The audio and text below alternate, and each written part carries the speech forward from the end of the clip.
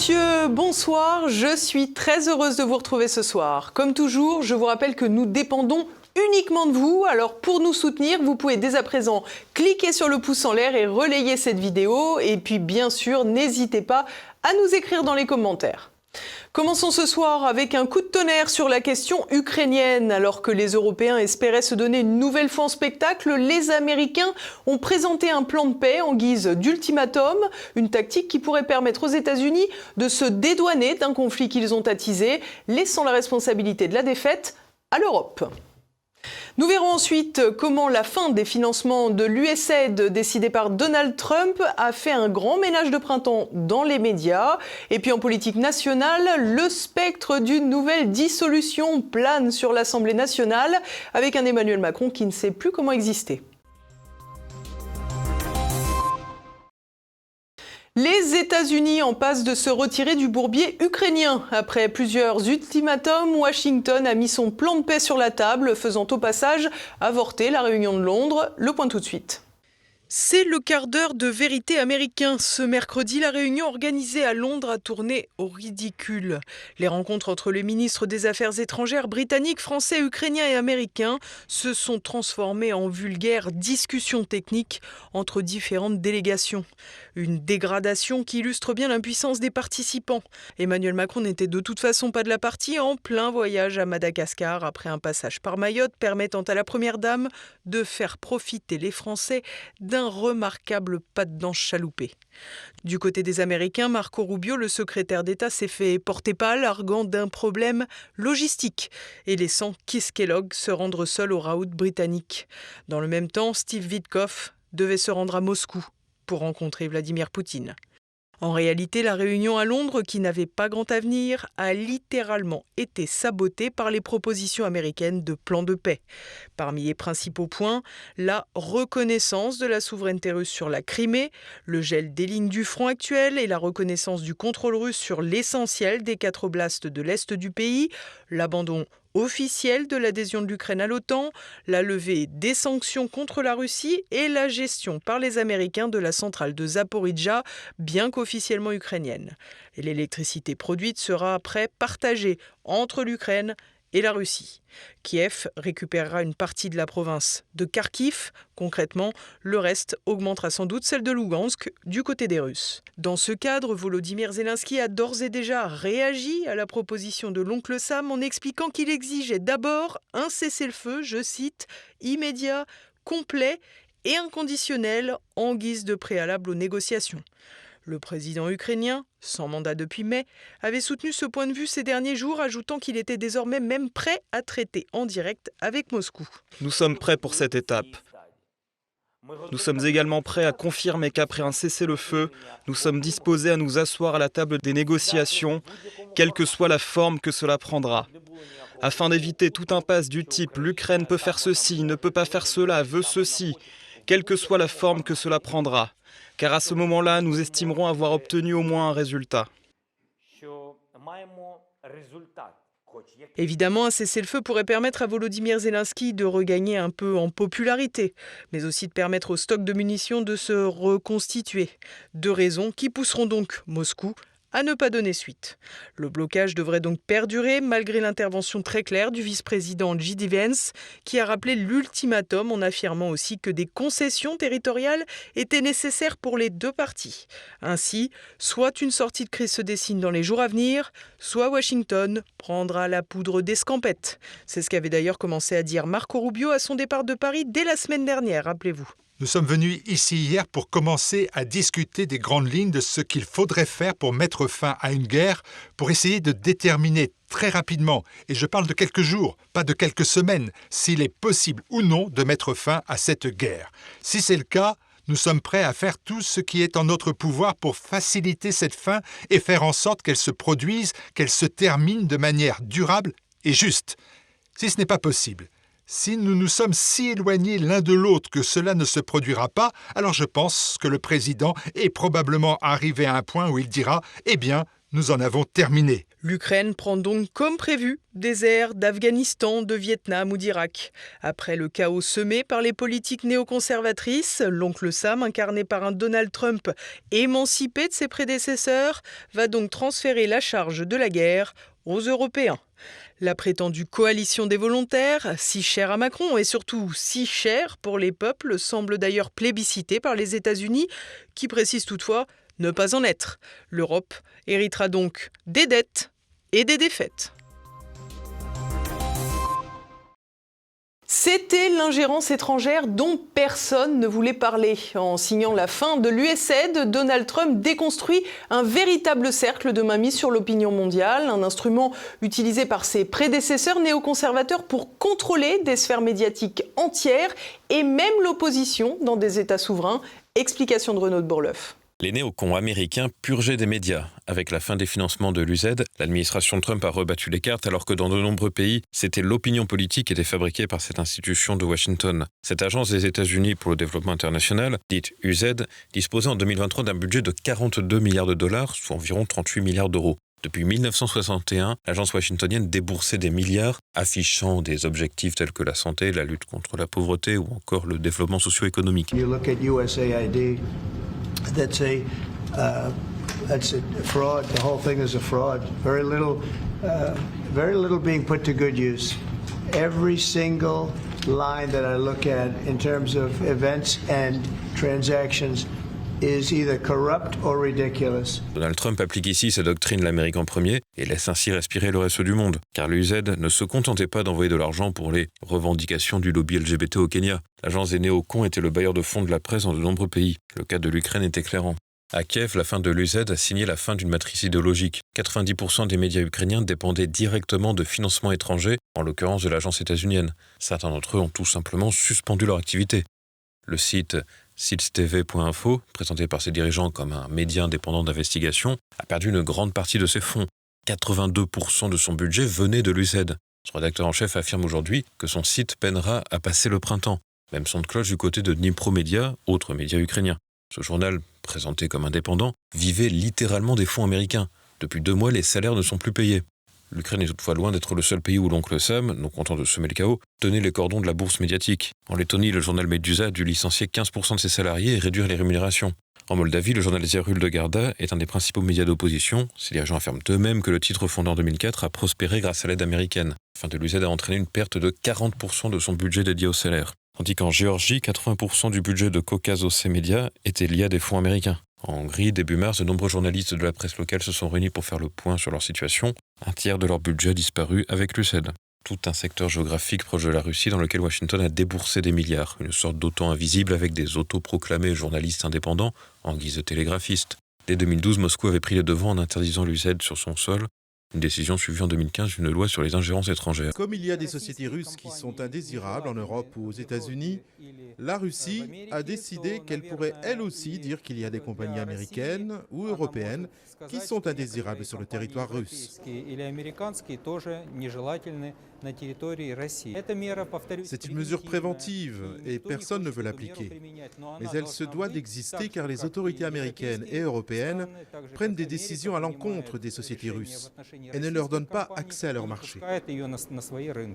Probablement sans le vouloir, l'ONG Reporters sans frontières abonde dans ce sens. Le titre de leur article publié en février est éloquent. Je cite « Le gel de l'aide étrangère décidé par Trump plonge le journalisme du monde entier dans le chaos ». Un aveu qui revient à voir Reporters sans frontières qualifier eux-mêmes les médias d'agences de communication de l'oncle Sam. Car c'est toute une presse qui n'existait que par l'USAID pour faire la promotion des ambitions néoconservatrices. La fin de l'USAID est accueillie chaleureusement dans de nombreux pays, souvent en proie aux déstabilisations de Washington. En Slovaquie, le Premier ministre Robert Fico a félicité Elon Musk pour avoir démantelé l'agence qui avait financé chez lui des médias anti-gouvernementaux. Le Premier ministre hongrois Viktor Orban a pour sa part annoncé l'envoi prochain de commissaires du gouvernement aux États-Unis pour découvrir les agents hongrois qui ont reçu des fonds de l'USAID. L'Europe n'est pas pour autant sortie des ingérences néoconservatrices et qu'elle semble avoir trouvé refuge à Bruxelles après l'excommunication trumpienne. Emmanuel Macron aura-t-il une nouvelle fois recours à la dissolution ? Le président, dont l'exécutif est déjà affaibli, pourrait tenter cet ultime coup de poker. C'est du moins ce qu'il laisse entendre Olivier Frère-Jacques.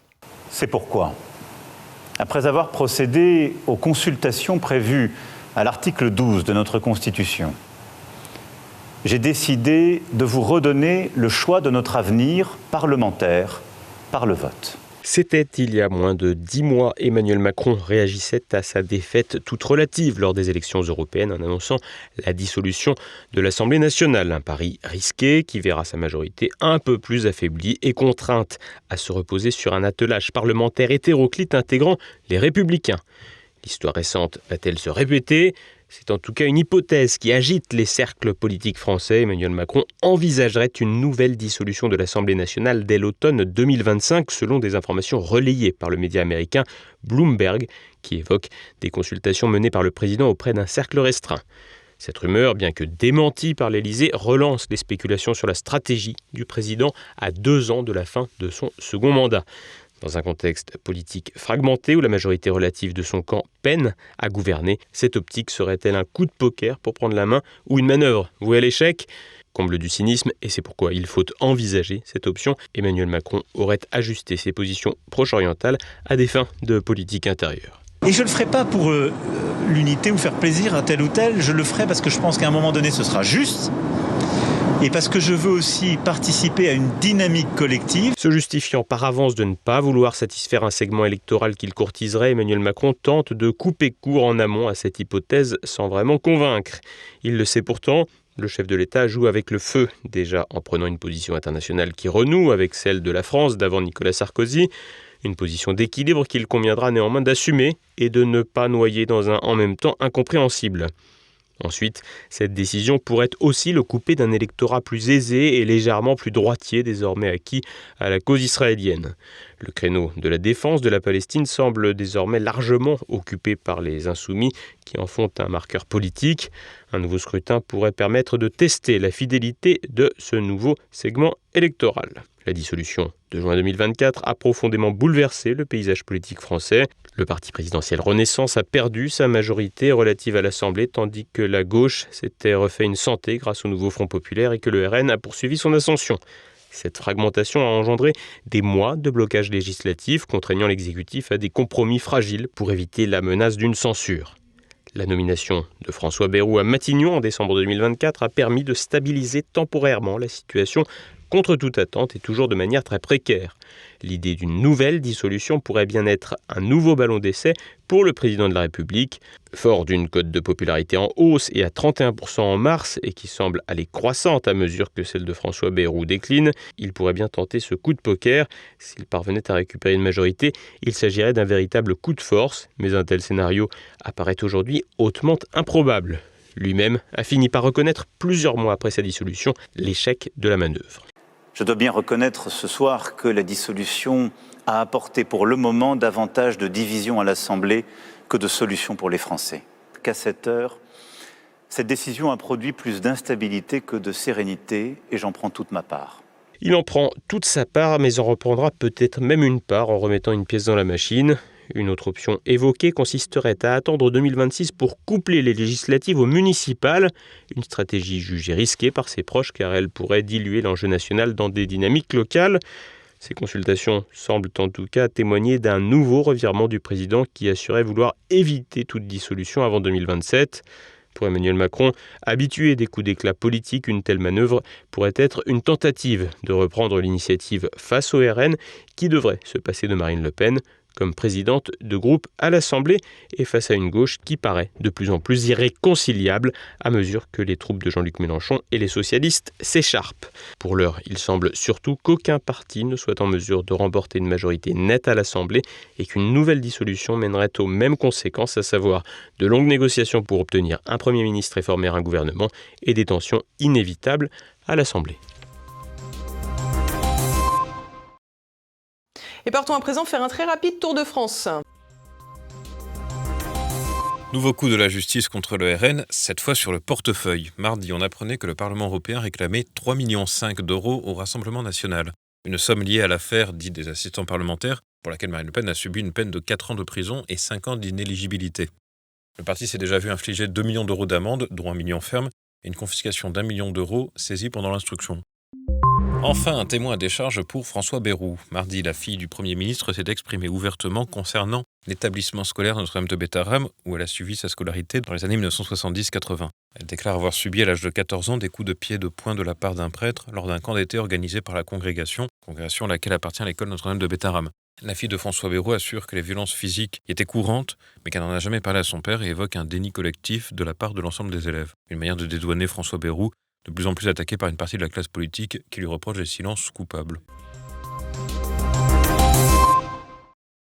Et l'on poursuit avec l'actualité internationale en bref. Elon Musk quitte le gouvernement. Le milliardaire a indiqué lors d'une conférence qu'il se mettrait en retrait du DOGE, le département de l'efficacité gouvernementale, à partir du mois de mai. Il compte en effet se consacrer à Tesla, son entreprise phare en grande difficulté. La marque fait face à une chute drastique de ses ventes, à des actes de vandalisme et à un large boycott. En rejoignant la campagne de Donald Trump, Elon Musk s'est mis à dos les opposants du milliardaire. Son salut enthousiaste lors de l'investiture de Donald Trump n'a probablement pas aidé non plus. Cependant, si Tesla est en difficulté, ce n'est pas forcément le cas de son autre entreprise, SpaceX. Celle-ci n'est pas cotée en bourse et dépend essentiellement de contrats fédéraux, une source de revenus qui n'est pas prête de s'assécher. Donald Trump renonce à virer son bouc émissaire. Jerome Powell, patron de la Réserve fédérale américaine, est la cible préférée du président américain depuis quelques jours. En effet, Jerome Powell refuse de baisser les taux d'intérêt, un sujet sensible aux États-Unis, particulièrement dans ce contexte inflationniste. Le président des États-Unis l'a donc désigné comme bouc émissaire et responsable de la crise et de la récession à venir. Cependant, la Réserve fédérale est indépendante du gouvernement et Donald Trump ne peut pas limoger Jerome Powell d'un claquement de doigts, une situation qui doit arranger le républicain qui a trouvé le coupable parfait si sa politique économique se solde par un échec. Les États-Unis de Donald Trump, toujours, et cette fois-ci, ils font dans l'écologie. L'administration républicaine entend bannir les colorants alimentaires artificiels d'ici fin 2026. Une annonce en ce sens a été faite mardi et précise qu'il s'agirait d'une interdiction progressive de 8 colorants alimentaires synthétiques et dérivés du pétrole. Ces additifs, dont le Red 40, Yellow 5 et Yellow 6, sont accusés de favoriser l'hyperactivité, le diabète ou encore le cancer. Marty Makary, chef de la FDA, la Food and Drug Administration, et Robert Kennedy Jr., ministre de la Santé, ont dénoncé leur impact sur la santé, notamment celle des enfants. Cette mesure, soutenue par un rare consensus politique, suit l'interdiction en janvier du colorant Red 3, cancérigène. La FDA révoquera d'abord 2 colorants, puis collaborera avec l'industrie pour éliminer les 6 autres, tout en autorisant des alternatives naturelles. Un pas vers une alimentation plus saine, selon Kennedy. Vaste saignée à l'OMS, l'organisation internationale s'apprête à licencier tous azimuts et à restructurer son fonctionnement. En effet, l'Organisation mondiale de la santé dépend du financement des États membres, dont le premier est évidemment les États-Unis. Or, le pays a opté pour de vastes coupes budgétaires, laissant le budget de l'OMS dans le rouge. Pire encore, face au retrait américain, de nombreux États ont également diminué leur financement. L'OMS se retrouve donc confrontée à un déficit de 570 millions d'euros pour l'exercice 2026-2027, un déficit qui correspond à environ 25% de la masse salariale. Conséquence, de nombreuses personnes s'apprêtent à perdre leur poste et le nombre de départements devrait passer de 73 à 34. Un cycliste en roue libre, l'ancienne star colombienne du cyclisme Lucho Herrera, est soupçonné d'un quadruple assassinat macabre. Vainqueur du Tour d'Espagne en 1987 et de 3 étapes du Tour de France, il est au cœur d'une affaire sordide. L'ancien coureur aurait commandité en 2002 l'assassinat de 4 voisins.